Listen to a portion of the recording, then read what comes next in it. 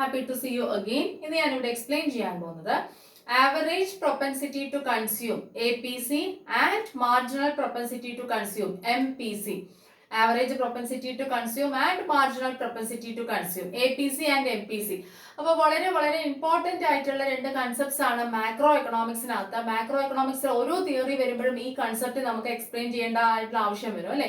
അപ്പം അതുകൊണ്ട് തന്നെയാണ് ഞാൻ ഇത് എക്സ്പ്ലെയിൻ ചെയ്യുന്നത്. അപ്പം ഞാൻ ഓൾറെഡി പ്ലാൻ ചെയ്തിട്ടുണ്ടായിരുന്നു ഇത് എക്സ്പ്ലെയിൻ ചെയ്യാൻ. കുറേ വീഡിയോസ് ചെയ്യാനുള്ളത് കൊണ്ടാണ് ഡിലേ വന്നത്. അപ്പം എന്നോട് റിക്വസ്റ്റ് ചെയ്യുകയും ചെയ്തു, മാം ഇത് ചെയ്യാമോ എന്ന്.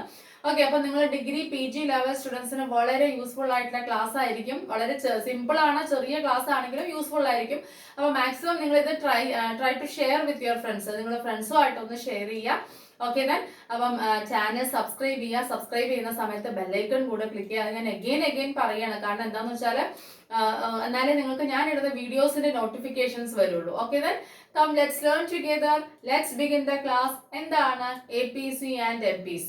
ഓക്കെ, ഫസ്റ്റ് ഓഫ് ഓൾ എന്താണ് പ്രൊപ്പൻസിറ്റി ടു കൺസ്യൂം? പ്രൊപ്പൻസിറ്റി എന്നിവിടെ ഉദ്ദേശിക്കുന്നത് ടെൻഡൻസി തന്നെയാണ് അല്ലെ. നമുക്ക് നമ്മുടെ പർട്ടിക്കുലർ ഒരു ലെവൽ ഓഫ് ഇൻകത്തിൽ നിന്നും എത്ര നമ്മൾ കൺസ്യൂം ചെയ്യുന്നു, ആ ഒരു ടെൻഡൻസി എത്രയാണ്. ഓക്കെ, അതിനെ തന്നെയാണ് എന്താണെന്ന് പറയുന്നത് ഈ പ്രൊപ്പൻസിറ്റി ടു കൺസ്യൂം എന്ന് പറയുന്നത്. ഓക്കെ, പ്രൊപ്പൻസിറ്റി ടു കൺസ്യൂം എന്ന് പറഞ്ഞാൽ ടെൻഡൻസി ടു കൺസ്യൂം. ഓക്കെ, നമ്മുടെ ഒരു പർട്ടിക്കുലർ ലെവൽ ഓഫ് ഇൻകത്തിൽ നിന്ന് നമുക്ക് എത്ര നമ്മൾ എന്തിന് തയ്യാറാണ്, കൺസ്യൂം ചെയ്യാനായിട്ട് തയ്യാറാണ്, ആ ഒരു ടെൻഡൻസി, അതാണ് പ്രൊപ്പൻസിറ്റി ടു കൺസ്യൂം എന്ന് പറയുന്നത്. ഓക്കെ, അപ്പൊ ഇനി നമുക്ക് ഫസ്റ്റ് ആദ്യം എന്ത് പഠിക്കാം?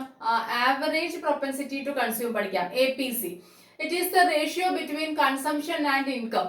ഇത് എന്തൊക്കെ തമ്മിലുള്ള റേഷ്യോ ആണ്? Consumption and income. കൺസംഷനും ഇൻകവും തമ്മിലുള്ള അനുപാതമാണ് എന്തെന്ന് പറയുന്നത് ആവറേജ് പ്രൊപ്പൻസിറ്റി ടു കൺസ്യൂം എന്ന് പറയുന്നത്. അതായത് ഒരു പേഴ്സണ് എത്ര ഇൻകം ഉണ്ട്, ആ ഇൻകത്തിൽ നിന്നും എത്ര കൺസ്യൂം ചെയ്യുന്നു, അത് തമ്മിലുള്ള അനുപാതം, that is equal to APC. അതാണ് എന്തെന്ന് പറയുന്നത് ആവറേജ് പ്രൊപ്പൻസിറ്റി ടു കൺസ്യൂം എന്ന് പറയുന്നത്. മനസ്സിലായല്ലോ?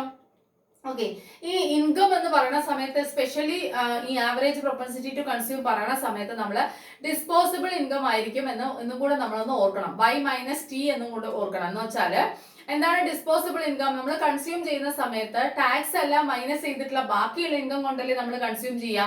അപ്പൊ നമ്മുടെ ഇൻകത്തിൽ നിന്നും ടാക്സ് മൈനസ് ചെയ്താൽ അത് എന്തായി? Disposable income. അപ്പൊ ആ ഡിസ്പോസിബിൾ ഇൻകത്തിന്റെ എത്ര പെർസെന്റേജ്, അല്ലെങ്കിൽ ആ ഇൻകത്തിൽ നിന്നും എത്ര നമ്മൾ കൺസംഷനിലേക്ക് മാറ്റി വെക്കുന്നു, അതാണ് ശരിക്കും പറഞ്ഞ എന്തെന്ന് പറയുന്നത് ആവറേജ് പ്രൊപ്പൻസിറ്റി ടു കൺസ്യൂം അല്ലെ. ഡിസ്പോസിബിൾ ഇൻകത്തിന്റെ അല്ലെ ടാക്സ് എല്ലാം മൈനസ് ചെയ്ത് കഴിഞ്ഞതിന് ശേഷമുള്ളതാണ് disposable income.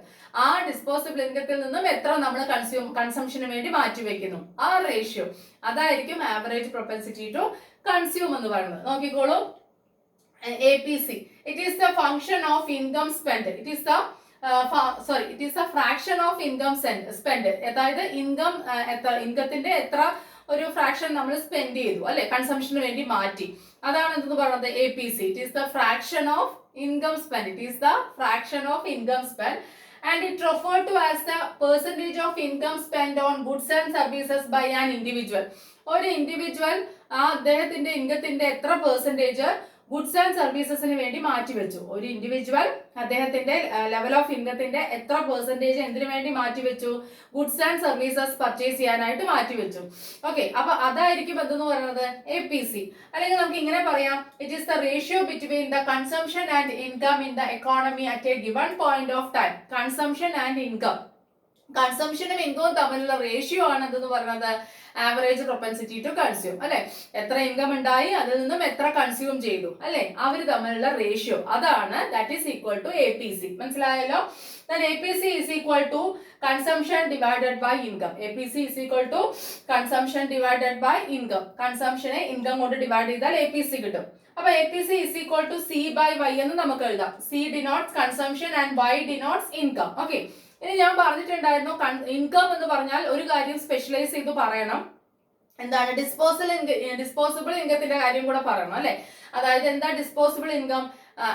After deducting tax അല്ലെ ഫ്രം ഇൻകം. ഇൻകത്തിൽ നിന്നും എന്ത് മൈനസ് ചെയ്തതിന് ശേഷം? ടാക്സ് മൈനസ് ചെയ്തതിന് ശേഷം. കാരണം ടാക്സ് എല്ലാം കൊടുത്തു കഴിഞ്ഞാലേ അത് ഡിസ്പോസിബിൾ ഇൻകം ആവുള്ളൂ, നമുക്ക് ഇഷ്ടം പോലെ അത് ചെലവാക്കാൻ കഴിയുള്ളൂ. ശരിയല്ലേ? We have to pay tax അല്ലെ, അത് കമ്പൽസറി ആയിട്ടുള്ള ഒരു പേയ്മെന്റ് ആണല്ലോ.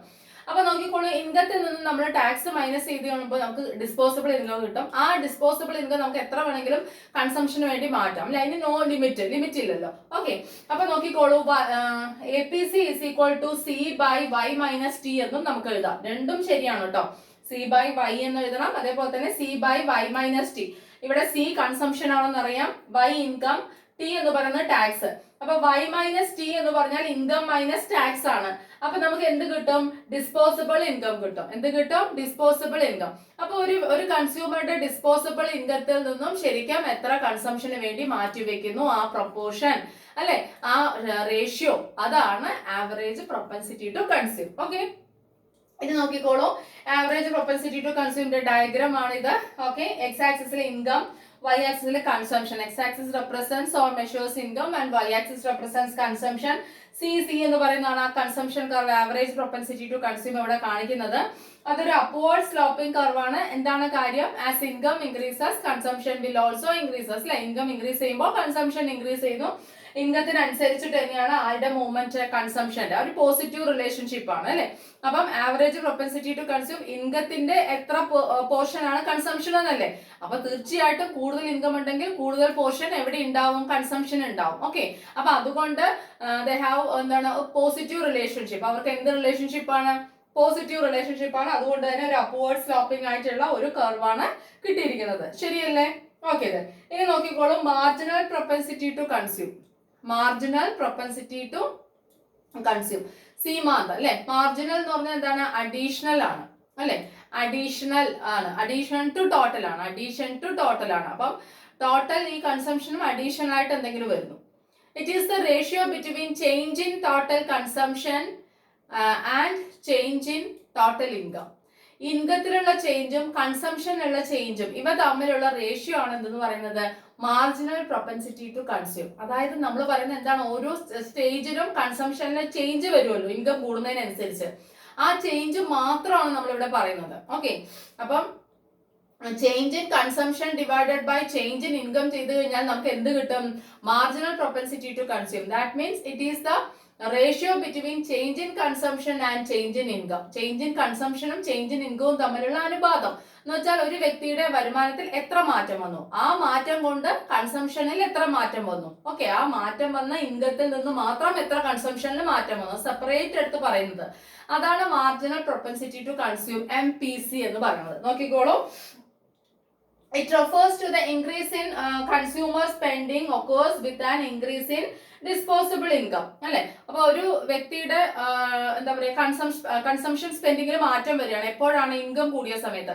ഇപ്പൊ നോക്കിക്കോളൂ, ആദ്യം എന്റെ വരുമാനം 1000 രൂപയായിരുന്നു. അതിൽ നിന്നും ഞാൻ ടാക്സ് എല്ലാം പേ ചെയ്തു 800 രൂപ എന്റെ കയ്യിലുണ്ട്. ആ 800 രൂപയിൽ നിന്നും ഞാൻ ചിലപ്പം ഒരു 500 രൂപയ്ക്ക് സാധനങ്ങൾ വാങ്ങിക്കുകയാണെന്ന് വിചാരിക്കായിരുന്നു. നമുക്ക് വേറെ കാര്യങ്ങൾ ഉണ്ടാവുമല്ലോ, സേവിങ് അങ്ങനെ എന്തെങ്കിലും. അപ്പൊ 500 രൂപയ്ക്ക് ഞാൻ വാങ്ങിക്കുകയാണെന്ന് വിചാരിക്കുക. ഓക്കെ, ഇനിയിപ്പോ അടുത്ത സ്റ്റേജിൽ എന്റെ ഇൻകം 1200 കൂടി. ഓക്കെ, ഇൻകം 1200 കൂടിയ സമയത്ത് ഞാൻ അഗൈൻ ഇതേപോലെ ടാക്സ് ഒരു 300 പേ ചെയ്യാന്ന് വിചാരിക്കുക. ഓക്കെ, അപ്പൊ ബാക്കി എത്ര ഉണ്ടാവും? 900 ഉണ്ടാവും എൻ്റെ അടുത്ത്. അപ്പം കഴിഞ്ഞ പ്രാവശ്യം 800 ഉണ്ടായിരുന്നു, പിന്നെ ഇപ്പൊ എന്തായി? 900 ആയി ഡിസ്പോസിബിൾ ഇൻകം ആയിട്ട് അല്ലെ. അപ്പൊ ആ 900 എന്ന് പറയുമ്പോൾ ഈ 100 ആണ് ഇപ്പൊ കൂടിയിരിക്കുന്നത് ശരിക്കും പറഞ്ഞാൽ ഡിസ്പോസിബിൾ ഇൻകം കഴിഞ്ഞ പ്രാവശ്യത്തെക്കാളും. ആ 100 എന്ന് പറയുന്ന എമൗണ്ടിന് ഞാൻ എത്ര കൂടുതൽ സാധനങ്ങൾ വാങ്ങിച്ചു, അതാണ് മാർജിനൽ പ്രൊപ്പൻസിറ്റി ടു കൺസ്യൂം. അതായത് ഒരു കൺസ്യൂമറുടെ ഇൻകം വർദ്ധിക്കുമ്പോൾ ആ വർദ്ധിച്ച ഇൻകം കൊണ്ട് മാത്രം ഉപയോഗിച്ച് എത്ര കൺസംഷൻ നടത്തി, അതാണ് marginal propensity to consume. Okay, നോക്കിക്കോളൂ, it is the ratio between change in consumption and change in income. ഇത് എന്തൊക്കെ തമ്മിലുള്ള അനുപാതമാണ്? കൺസംഷനുള്ള മാറ്റവും ഇൻകത്തിലുള്ള മാറ്റവും തമ്മിലുള്ള അനുപാതം, അല്ലെങ്കിൽ അതിനകത്ത് തമ്മിലുള്ള റേഷ്യോ അല്ലെ. അത് തമ്മിലുള്ള റേഷ്യോ ആണ് എന്തെന്ന് പറയുന്നത്? ഈ മാർജിനൽ പ്രൊപ്പൻസിറ്റി ടു കൺസ്യൂം എന്ന് പറയുന്നത്. നമുക്ക് എങ്ങനെ കിട്ടും? MPC is equal to delta C by delta Y. MPC is equal to delta C by delta Y. എന്താ delta C? Change in consumption. എന്താ delta Y? Change in income അല്ലെ. അപ്പൊ എത്ര ഇൻകത്തിൽ ചേഞ്ച് വന്നു, ആ ചേഞ്ചിനനുസരിച്ച് എത്ര കൺസംഷനിൽ ചേഞ്ച് വന്നു, that is equal to MPC, marginal propensity to consume. മനസ്സിലായല്ലോ? It varies with income. എപ്പോഴും ഇത് ഇൻകത്തിനനുസരിച്ചിട്ടായിരിക്കും. എന്ന് വെച്ചാൽ ഇൻകം കൂടുന്തോറും അത് കൂടും. പക്ഷെ ഓരോ സ്റ്റേജിലും അത് എന്ത് ചെയ്ത് വരുന്നു കൂടെ നമ്മൾ ഓർക്കണം, കുറഞ്ഞു വരും. കാരണം എല്ലാ സ്റ്റേജിലും ഇൻകം കൂടി, ഓരോ മാസവും എനിക്ക് വരുമാനം കൂടി കഴിഞ്ഞാൽ എല്ലാം ഞാൻ എന്ത് ചെയ്യില്ല, കൺസംഷന് വേണ്ടി ഉപയോഗിക്കില്ല. ഞാൻ കുറച്ച് എന്ത് ചെയ്ത് വെക്കും, ഒരു മാക്സിമം കൺസംഷൻ എത്തിക്കഴിഞ്ഞാൽ പിന്നീട് ഞാൻ എന്ത് ചെയ്യും, സേവ് ചെയ്യും. അതുകൊണ്ട് MPC ഒരു ലിമിറ്റ് കഴിഞ്ഞ് ഇൻകം കൂടിയാൽ MPC കുറയുന്നുള്ളതും കൂടെ മനസ്സിലോർത്ത് വെക്കണം. ഓക്കെ, അപ്പൊ ഇത് ഇൻകത്തിനനുസരിച്ചിട്ട് മാറിക്കൊണ്ടിരിക്കും MPC. Then MPC is lower at higher income. MPC കുറയുമെന്ന് ഹയർ ഇൻകം ആയാൽ. ഞാൻ പറഞ്ഞല്ലോ ഒരു സർട്ടൻ ലിമിറ്റ് കഴിഞ്ഞിട്ട് ഇൻകം കൂടിക്കൊണ്ടിരിക്കുകയാണല്ലോ. ഇപ്പൊ എന്റെ ഇൻകം ഞാൻ 1000 നിന്നും 5000 കൂടി എന്ന് പറഞ്ഞാൽ ആ ഡിസ്പോസിബിൾ ഇൻകം ഇപ്പൊ ഒരു 1000 പോവാന്ന് വിചാരിക്കാം. 5000 നിന്നും 4000 എന്റെ കയ്യിലുണ്ട്. ആ 4000 മുഴുവൻ ഞാൻ എന്ത് ചെയ്യില്ല, കൺസംഷന് വേണ്ടി മാറ്റി വെക്കില്ല. ഞാൻ കുറച്ച് എന്ത് ചെയ്യും, സേവ് ചെയ്യും. അല്ലേ, ശരിയല്ലേ? അപ്പൊ അതുകൊണ്ട് ഈ MPC എന്ത് ചെയ്തു വരും, കുറഞ്ഞു വരും. എപ്പോൾ ഇൻകം കൂടുന്തോറും, അതായത് ലിമിറ്റ് കഴിഞ്ഞ് ഇങ്ങനെ കൂടുന്തോറും MPC കുറഞ്ഞു വരുന്നുള്ള കാര്യം കൂടെ നമ്മൾ ഓർക്ക് വേണം കേട്ടോ. ഓക്കെ, ഇനി ഇതിന്റെ ഡയഗ്രാം നോക്കിക്കോളൂ. ഇതും ഒരു പോസിറ്റീവ് ആയിട്ടുള്ള ഒരു സ്ലോപ്പിംഗ് തന്നെയാണ്. പക്ഷെ ഇത് എവിടെ നിന്ന് സ്റ്റാർട്ട് ചെയ്യും, 0 എന്ന്. ഇവിടെ ആവറേജ് പ്രൊപ്പൻസിറ്റി ടു കൺസ്യൂം 0 എന്ന് സ്റ്റാർട്ട് ചെയ്യുന്നില്ല. കാരണം എന്താണ്, 0 ഇൻകം ആണെങ്കിലും ഒരു ചെറിയ ലെവൽ കൺസംഷൻ നമ്മൾ കടം വാങ്ങിയിട്ടെങ്കിലും ചെയ്തിരിക്കും. കാരണം നമുക്ക് നമ്മുടെ സർവൈവലിന് വേണ്ടിയിട്ട്. അതുകൊണ്ട് ഒരിക്കലും ഇത് 0 എന്നല്ല തുടങ്ങുന്നത്, എന്ത് ആവറേജ് പ്രൊപ്പൻസിറ്റി ടു കൺസ്യൂം. പക്ഷെ മാർജിനൽ പ്രൊപ്പൻസിറ്റി ടു കൺസ്യൂം അങ്ങനെയല്ല, അങ്ങനെ തുടങ്ങണം, 0 എന്നാ തുടങ്ങണം. എന്താന്ന് വെച്ചാൽ ഇൻകം കൂടിയില്ലെങ്കിൽ ആ മാർജിനൽ പ്രൊപ്പൻസിറ്റി ടു കൺസ്യൂം ഇല്ല, ശരിയല്ലേ? അതുകൊണ്ട് അത് എവിടെ നിന്ന് സ്റ്റാർട്ട് ചെയ്യും, 0 എന്ന് വെച്ചാൽ ഇൻകത്തിന് വർധനവില്ല എങ്കിൽ MPC 0 ആയിരിക്കും, അല്ലെ? ഇനി ഇൻകത്തിന് വർധനവ് വന്നുകൊണ്ടിരിക്കുമ്പോൾ അതിനനുസരിച്ച് വർദ്ധിക്കും. പിന്നെ സർട്ടൻ ലിമിറ്റ് കഴിഞ്ഞിട്ട് വീണ്ടും ഇൻകം വർദ്ധിക്കുകയാണെങ്കിൽ MPC എന്ത് ചെയ്യും, കുറയും ചെയ്യും. ഓക്കെ, അപ്പൊ അതുകൊണ്ടാണ് ഇങ്ങനെ 0 നിന്നും വരുന്ന ഒരു കർവാണ് ആർക്ക് വരുന്നത്, MPCക്ക്. X ആക്സിസിൽ ഇൻകവും Y ആക്സിസിൽ കൺസംഷനും തന്നെയാണ്. ഓക്കെ, അപ്പം ഇൻകം എന്ന് പറഞ്ഞാൽ വെറുതെ ബേസിക് ഇൻകം അല്ല ഇവിടെ ഉദ്ദേശിക്കുന്നത്, ഇൻകത്തിനുള്ള ചേഞ്ച്. ഓക്കെ, ഒരു വ്യക്തിയുടെ ബേസിക് സാലറി ഉണ്ടെങ്കിൽ അതിൽ നിന്നും എത്ര ചേഞ്ച് വന്നു എക്സ്ട്രാ, ആ ചേഞ്ച് തുടങ്ങുമ്പോൾ തൊട്ടേ മാത്രമേ എന്ത് വരുള്ളൂ, MPC കൂടുകയുള്ളൂ. അതുകൊണ്ട് അത് എവിടെ നിന്ന് സ്റ്റാർട്ട് ചെയ്യുന്നു, 0 നിന്നും സ്റ്റാർട്ട് ചെയ്യുന്നു. ആ ഒരു കാര്യം ഓർമ്മ വേണം, മനസ്സിലായല്ലോ? അപ്പം ഈ എക്സ്ട്രാ യൂണിറ്റ് അഡീഷണൽ കൺസംഷനെയാണ് പറയുന്നത്, ഇൻകം കൂടുമ്പോഴുള്ള അഡീഷണൽ കൺസംഷൻ. അപ്പൊ ഇൻകം കൂടിയില്ലെങ്കിൽ ആ അഡീഷണൽ കൺസംഷൻ ഇല്ല, അതുകൊണ്ട് അത് 0 നിന്നും സ്റ്റാർട്ട് ചെയ്യും. മനസ്സിലായല്ലോ? അപ്പം ഇതാണ് APCയും MPCയും. വളരെ ഇമ്പോർട്ടന്റ് ആണ്. നിങ്ങൾക്ക് വേണമെങ്കിൽ ഡിഗ്രി ലെവൽ സ്റ്റുഡൻസിനൊക്കെ ഇത് ചോദിക്കാൻ സാധ്യതയുണ്ട്. ചെറിയ ഷോർട്ട് നോട്ട് അല്ലെങ്കിൽ അതല്ലാതെ ഒരു മീഡിയം ലെവൽ ക്വസ്റ്റൻ ആയിട്ട് ചോദിക്കും. അപ്പൊ അങ്ങനെ ചോദിക്കുകയാണെങ്കിൽ എഴുതാൻ പറ്റുന്ന ഒരു വീഡിയോ തന്നെയാണ് ഇത്. അപ്പൊ മാക്സിമം ഇത് ഫുള്ളും എഴുതിയാൽ മതി, നിങ്ങൾ എക്സ്പ്ലെയിൻ ചെയ്താൽ മതി. ഓക്കെ, ഇനി ഷോർട്ട് നോട്ട് ചോദിക്കുകയാണെങ്കിൽ ഓരോ സെന്റൻസ് എക്സ്പ്ലെയിൻ ചെയ്താൽ മതി. ഇതിന്റെ ഈ ടെക്നിക്കൽ ആയിട്ടുള്ള ഈ കാര്യങ്ങൾ രണ്ടെണ്ണം എഴുതാം, ചെറിയൊരു ഡയഗ്രാം സൈഡിൽ അങ്ങോട്ട് വരച്ചിട്ടേക്കാം. മനസ്സിലായി? ഏറ്റവും ചെറുത് ചോദിക്കുകയാണെങ്കിൽ, അപ്പൊ ഒരു മീഡിയം ക്വസ്റ്റ്യൻ ചോദിക്കുകയാണെങ്കിൽ ഇത്ര എഴുതാം. ഓക്കെ, അപ്പൊ ഇതിന്റെ ഡിഫറൻസ് ചോദിക്കാറുണ്ട് കേട്ടോ.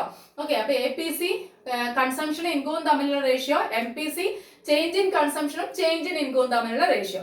അപ്പൊ റിപ്പീറ്റ് ചെയ്ത് വീഡിയോ കേൾക്കുമെന്ന് ഞാൻ വിശ്വസിക്കുന്നു. അപ്പൊ നിങ്ങൾക്ക് അത് ക്യാച്ച് ചെയ്യാൻ എളുപ്പമായിരിക്കും. എഴുതിയെടുക്കാൻ വേണമെങ്കിൽ ശ്രമിക്കുക. Okay, try to share this video with your friends. Okay, try to follow and support my channel. Thank you. Thanks a lot. Take care. Bye.